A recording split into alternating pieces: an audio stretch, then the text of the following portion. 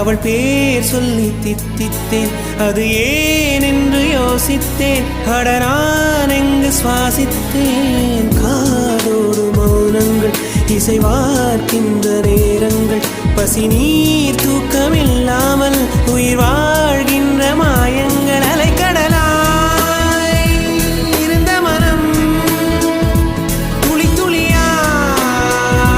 சிதறியதே. ஐம்புலனும் என் மனமும் எனக்கெதிராய் செயல்படுதே. விழி காண முடியாத மாற்றம், அதை மூடி மறைக்கின்ற தோற்றம். ஒரு மௌன புயல் வீசுதே.